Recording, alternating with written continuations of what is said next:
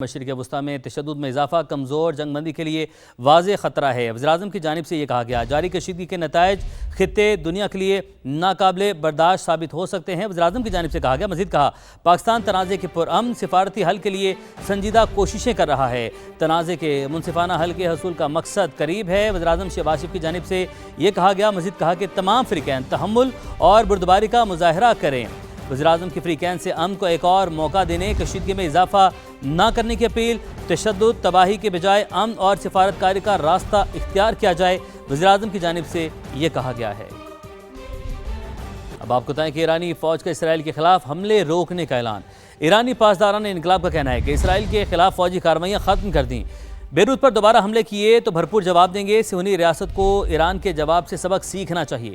ایرانی صدر Masoud Pezeshkian کا کہنا ہے، ہم کسی دھمکی سے ڈر کر پیچھے نہیں ہٹیں گے، اپنی قوم کے حقوق کا دفاع پوری قوت سے کریں گے۔ سوشل میڈیا پیغام میں کہا، امن اور قومی سلامتی ہماری اولین ترجیحات ہیں، سفارتکاری اور دفاع ہماری قومی طاقت کے دو پہلو ہیں، ہم نے میدان جنگ خالی چھوڑا نہ مذاکرات کی میز۔ ایران قومی اتحاد کے ساتھ اس امتحان میں سرخرو ہوگا۔ اس سے قبل امریکی صدر نے ایران اور اسرائیل کو ایک دوسرے پر حملے کرنے سے خبردار کیا تھا۔ سوشل میڈیا بیان پر ڈونلڈ ٹرمپ کا کہنا تھا کہ اسرائیل اور ایران فوری جنگ بندی کے خواہاں ہیں، امن کے حوالے سے حتمی مذاکرات جاری ہیں، کوئی رکاوٹ نہ ڈالی گئی تو امن معاہدے کی طرف پیشرفت جاری رہے گی، حتمی معاہدے تک آبنۂ ہرمز کی ناکہ بندی پوری قوت سے جاری رہے گی۔ دوسری جانب ایکسیوس نے دعویٰ کیا ہے کہ واشنگٹن نے ایران پر اسرائیلی حملوں کی منظوری نہیں دی، نیتن یاہو نے صدر ٹرمپ کی درخواست نہیں مانی اور ایران پر حملہ کر دیا۔ امریکی عہدیدار کے مطابق امریکہ نے اسرائیل سے کہا تھا کہ وہ ایران پر حملے نہ کرے۔ مشرق وسطی کو ایک بار پھر جنگ نے اپنی لپیٹ میں لے لیا ہے۔ اسرائیل اور ایران کے ایک دوسرے پر حملے، اسرائیلی حملوں سے تہران، تبریز، خرج اور اصفہان دھماکوں سے گونج اٹھے۔ تہران میں مہرآباد ایئرپورٹ اور شہر میں پیٹرو کیمیکل پلانٹ کو بھی نشانہ بنایا گیا ہے۔ اسرائیلی فوج نے 20 مقامات پر بمباری کا دعویٰ کیا۔ پاسداران انقلاب نے اسرائیل کے خلاف کارروائی کو آپریشن نصر کا نام دیا۔ حملوں کا کوڈ یا حیدر قرار رکھا گیا۔ ایرانی میزائلوں سے تل ابیب اور حیفا سمیت مقبوضہ علاقوں میں آگ بھڑک اٹھی، سائرن بج گئے۔ نواتم اور تل نوف ایئر بیس سمیت فوجی اہداف بیلسٹک میزائلوں کا نشانہ بنے۔ تہران میں اسرائیلی ڈرون بھی تباہ کر دیا گیا۔ کرمانشاہ میں دفاعی نظام ایکٹیو، ایئرپورٹ بند کر دیے گئے۔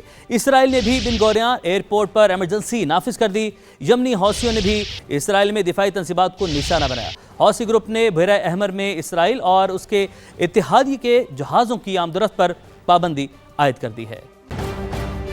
بات کریں گے گلگت بلتستان انتخابات کی، جہاں پر پیپلز پارٹی کا جادو چل گیا۔ 8 نشستوں پر کامیابی سمیٹ لی، 7 آزاد امیدواروں نے بھی میدان مان لیا۔ نون لیگ کے امیدوار 4 نشستوں پر کامیاب ہوئے۔ MWM نے بھی 1 سیٹ جیت لی۔ 24 میں سے 20 حلقوں کے غیر حتمی غیر سرکاری نتائج آ گئے۔ 4 نشستوں کے نتائج آنا ابھی باقی ہیں۔ گلگت بلتستان کے مختلف علاقوں میں انتخابی نتائج کے خلاف احتجاجی مظاہرے جاری ہیں، رپورٹ میں جانیے۔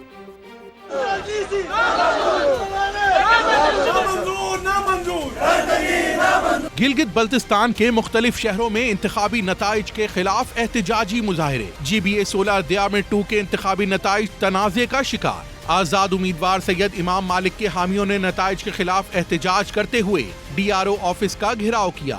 مظاہرین نے بعض امیدواروں کو مبینہ طور پر فائدہ پہنچانے اور انتخابی نتائج میں رد و بدل کی کوشش کا الزام عائد کیا۔ ہمارا ہمیں نوٹیفیکیشن چاہیے تھا سر، رات کو ہم تقریباً 1500 پلس لیڈ پہ تھے۔ جب ہم گھر گئے، صبح جب ہم 9 بجے واپس آئے تو کہتے ہیں کہ آپ لوگوں کے ووٹ کم ہے اور جو ہماری جو مخالف ٹیم ہے ان کے ووٹ زیادہ ہیں کر کے ہمارے ساتھ دھاندلی کی ہے۔ ایک لیڈی آفیسر نے جو بکسوس کے اندر سے ووٹ اٹھا کے کوئی ٹوکری میں ڈالے، کوئی پرس میں ڈالے، کوئی نیچے پھینکے۔ چلاس میں مشتعل مظاہرین کو منتشر کرنے کے لیے پولیس نے شیلنگ کی۔ دوسری جانب استور میں بھی سیاسی جماعتوں کے کارکنان اور حامیوں نے نتائج پر اپنے تحفظات کا اظہار کیا۔ بالخصوص استور کے اندر یہ سب کو معلوم ہے کہ کھلا دھاندلی ہوئی ہے، جہاں پر 500 ووٹ تھے وہاں 600 کاسٹ ہو گئے ہیں۔ بیلٹ پیپرز جو تھے وہ جعلی کاسٹ ہوئے ہیں، مہر جعلی بنائی گئی ہے۔ پریزائڈنگ آفیسرز نے وہاں کاؤنٹ کرتے وقت لکھا ہے کہ اتنے بوگس یہاں جو ہے وہ پیپرز آئے ہیں، ووٹس آئے ہیں۔ سیاسی کارکنان شفاف تحقیقات اور نتائج کے اثر نو جائزے کا مطالبہ کر رہے ہیں۔ चेयरमैन तहरीक इंसाफ बैरिस्टर गौहर ने गिलगित बल्तिस्तान के इंतखाबी नताइज मुस्तरद कर दिए। इस्लामाबाद में प्रेस कॉन्फ्रेंस के दौरान धांधली का इल्ज़ाम लगाते हुए कहा जीबी इंतखाबात में भी जाली वोट डाले गए। बैरिस्टर गौहर ने दूसरी जमातों को जाली मैंडेट फराहम करने का भी इल्ज़ाम लगाया। दावा किया कि PTI 8 नशिस्तों पर कामयाब हुई, लेकिन फार्म 47 सिर्फ 3 नशिस्तों से दिए गए। इनमें 2 PTI और 1 MWM की सीट शामिल है। हम इस इलेक्शन के इंटायर प्रोसेस को, इस इलेक्शन को, इसकी काउंटिंग को, इसके फार्म को और इस रिज़ल्ट को हम रिजेक्ट करते हैं। ये इलेक्शन गिलगित बल्तिस्तान में धांधली ज़दा है। इलेक्शन पोलिंग डे पे भी धांधली हुई है, वोट स्टफिंग हुई है, बोगस वोट ला के पोल हुए हैं। उन लोगों को जिनको आवाम का मैंडेट नहीं था, एक बार फिर जाली मैंडेट दिया गया है। टोटल हमारे 8 सीट बनते हैं जिस पे हम 100% लीड में थे और हमें उसके फार्म 47 मिलना चाहिए था, जबकि हमें PTI के नाम के 2 और MWM का 1 मिला है। अब आपको बताएं कि विफाकी बजट की तारीख में फिर रद्दोबदल का इम्कान। हुकूमत की तरफ से बजट 12 जून को पेश करने की तजवीज़। बजट पहले 10 जून को पेश करने का ऐलान किया गया था। कौमी इक्तिसादी कौंसिल के इजलास का मामला भी कल तक लटक गया।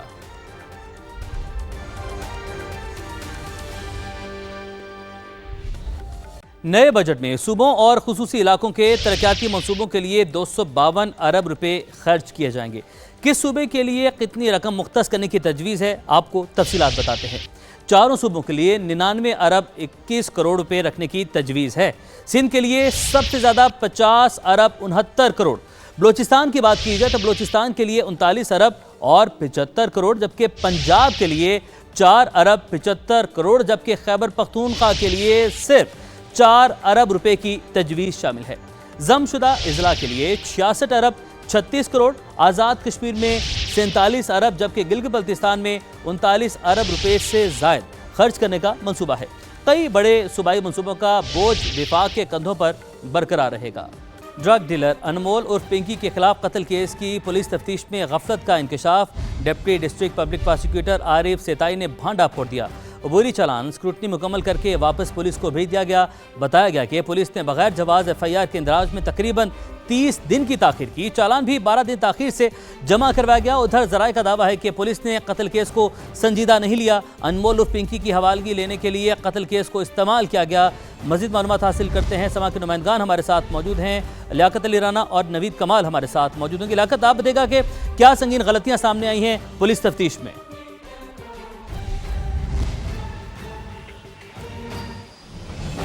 पहली बात तो ये है कि अगर पुलिस तफ्तीश में गलतियां नहीं करेगी तो मुल्ज़मान को फ़ायदा कैसे पहुंचेगा। अनमोल और पिंकी के खिलाफ 18 मुकदमात कराची में कायम है और बगदादी थाने में एक कत्ल का मुकदमा, नामालूम अफराद के कत्ल का मुकदमा है, उसका अबूरी चलान पेश करने की डायरेक्शन दी थी अदालत ने। ये अबूरी चलान तफ्तीशी अफसर ने प्रोसिक्यूशन को दिया ताकि उसकी स्क्रूटनी हो सके। डिप्टी डिस्ट्रिक्ट प्रोसिक्यूटर आरिफ सेताई ने उसकी जो रिपोर्ट पेश की है, उसकी जो स्क्रूटनी करके पुलिस को वापस किया है, उसके मुताबिक उसमें संगीन नौयत की गलतियां सामने आई हैं। पहली सबसे बड़ी गलती तो ये है कि मुकदमा 7 अप्रैल को एक शख्स की डेड बॉडी मिलती है, जबकि उसका मुकदमा 7 मई के बाद दर्ज होता है। 1 महीने के बाद मुकदमा दर्ज होता है। फिर जो मुकदमे का अबूरी चालान है वो 14 दिन में पेश होना चाहिए था, लेकिन उसमें भी 12 दिन की मजीद ताखीर की गई। इसके साथ साथ आरिफ सेताई ने अपनी रिपोर्टिंग में यह भी लिखा है कि तफ्तीशी अफसर ने जो जाए वकुआ है वहां की CCTV फुटेज और इर्द गिर्द के इलाके की CCTV फुटेज को हासिल ही नहीं किया, तो महफूज करना तो दूर की बात। इसके साथ साथ उसने वो जो लापता अफराद हैं, ताकि जो मरने वाला है उसकी शिनाख्त हो सके, उनके बारे में भी कोई वो कोताहियां जो सामने आई है। साथ ही मौजूद रहेगा नवीद, आपकी जानिब बढ़ते हैं। आप दिखा तफ्तीश में क्या कुछ अब तक सामने आ सका है, इस गैंग के हवाले से क्या अपडेट सामने आ सकी हैं? देखिए, इस मुकदमे की अगर बात की जाए तो इब्तिदा में ये मुकदमा जब दर्ज किया गया तो इसका वाहिद मकसद पिंकी का इस मुकदमे में रिमांड लेना। आम तौर पे जो है पुलिस अगर मंशियात का कोई मुकदमा हो या कोई भी किसी किस्म का डकैती और कत्ल के अलावा उसमें अगर रिमांड की कोशिश करे तो आम तौर पे नहीं मिलता। इस मुकदमे को सिर्फ पुलिस ने रिमांड हासिल करने के लिए इस्तेमाल किया, जिससे पिंकी इनकी तहवील में रही और उससे जो है मंशियात के हवाले से पुलिस तफ्तीश करती रही। पुलिस ने इस मुकदमे को इब्तिदा से ही अगर देखा जाए तो कभी संजीदा लिया ही नहीं। ये मुकदमा दर्ज करने का मकसद जो है वो ये था कि पुलिस दीगर जो केसेस हैं उसमें भी इससे तफ्तीश कर सके और ये पिंकी जो है पुलिस की तहवील में रहे। इब्तिदा में पिंकी का रिमांड नहीं दिया गया था, उसकी वजह ये वो तफसीलात हैं जिसके हवाले से आप दोनों ने हमें अपडेट किया। आप दोनों नुमाइंदगान का बहुत शुक्रिया। आपको बताएं कि भावलपुर में 3 मरीजों में मंकी पॉक्स की तस्दीक हो गई है। तीनों मरीज बहावल विक्टोरिया अस्पताल के आइसोलेशन वार्ड में ज़ेर इलाज हैं। वार्ड में ड्यूटी देने वाली नर्स भी मंकी पॉक्स का शिकार हो गई है। अपडेट आप तक पहुंचा रहे हैं और भावलपुर से, जहां पर 3 मरीजों में मंकी पॉक्स की तस्दीक हो चुकी है। तीनों मरीज बहावल विक्टोरिया अस्पताल के आइसोलेशन वार्ड में इस वक्त ज़ेर इलाज हैं और सूरत हाल यह है कि वार्ड में ड्यूटी देने वाली नर्स भी अब मंकी पॉक्स का शिकार हो गई है। भावलपुर से अपडेट है और आपको बता रहे हैं कि यहाँ पर 3 मरीज जो हैं जिनमें मंकी पॉक्स की तशखीस हुई है। Welcome back. कराची वाले हो जाएं तैयार, 10 से 12 जून तक शहर में हीट वेव का इम्कान है। महकमा मौसमियात के मुताबिक दर्जा हरारत 43 डिग्री सेंटीग्रेड तक जा सकता है। हवा में नमी का तनासुब 50% से ज़ायद होने के बाइस गर्मी की शिद्दत मामूल से कहीं ज़्यादा महसूस होगी। रिपोर्ट करेंगी फरवा अली। शदीद गर्मी, हब्स और मामूल से ज्यादा दर्जा हरारत, शहर कायद में हीट वेव की सूरत हाल। महकमा मौसमियात का कहना है कि 10 से 12 जून कराची में हीट वेव की लहर आने का इम्कान है। हवा में नमी का तनासुब ज्यादा होने से गर्मी की शिद्दत ज्यादा महसूस होगी। टेम्परेचर का 40 को क्रॉस करना ये एक अलार्मिंग सिचुएशन हो जाती है। कराची में हीट वेव डेवलप हो जाती है जिसको हम कोस्टल हीट वेव कहते हैं, क्योंकि हाई ह्यूमिडिटी की वजह से जो महसूस किया जाने वाला दर्जा हरारत है वो तकरीबन 8 से 10 डिग्री ज़्यादा होता है। इस दौरान जब आपकी जो हवा है उसका थ्रस्ट कम होता है, यानी कि हवाओं की रफ्तार कम होती है, तो सफोकेशन जैसी सिचुएशन डेवलप हो सकती है। शहरियों का कहना है कि शदीद गर्मी और हब्स ने रोजमर्रा की जिंदगी को मुतासिर कर दिया है। दोपहर के औकात में घरों से निकलना दुश्वार हो चुका है। महकमा मौसमियात ने शहरियों को गैर जरूरी तौर पर धूप में निकलने से गुरेज और पानी का ज्यादा इस्तेमाल करने का मशवरा दिया है। कैमरामैन इमरान खान के साथ फरवाली, समा, कराची। अब आपको बताएं, फिलिपाइन में 7.8 शिद्दत का खौफनाक ज़लज़ला, 32 अफराद हलाक, 200 से ज़ायद ज़ख्मी हो गए। मुतादिद इमारतें मलबे का ढेर बन गई। मिंडानाओ के करीब हंगामी सूरत हाल। इंडोनेशिया के शिमाल मशरकी साहली इलाकों में जारी की गई सुनामी की वार्निंग वापस ले ली गई। अब आपको बताएं, फिलिपाइन में 7.8 शिद्दत का खौफनाक ज़लज़ला, 32 अफराद हलाक, 200 से ज़ायद ज़ख्मी हो गए। मुतादिद इमारतें मलबे का ढेर बन गई। मिंडानाओ के करीब हंगामी सूरत हाल। इंडोनेशिया के शिमाल मशरकी साहली इलाकों में जारी की गई सुनामी की वार्निंग वापस ले ली गई। फिलिपाइन में तबाहकुन जलजला, कई इमारतें ज़मीं बोस हो गईं, हर तरफ तबाही के मनाजिर। मीडिया रिपोर्ट के मुताबिक जलजले की रेक्टर स्केल पर शिद्दत 7.8 रिकॉर्ड की गई, जिससे इमारतें लरज उठी। स्कूल में तालीमी सरगर्मियां जारी थीं कि जलजला आ गया, जिससे बच्चों में खौफ और हिरास फैल गया। सब ने भाग कर जान बचाई। हुक्काम के मुताबिक जलजले के बाद मुतासिरा इलाके में इमदादी सरगर्मियां जारी हैं। इमारतों के मलबे के नीचे बड़ी तादाद में लोग मौजूद हैं, जिन्हें निकालने की कोशिश की जा रही है। फिलिपाइन और इंडोनेशिया में सुनामी की जारी की गई वार्निंग वापस ले ली गई।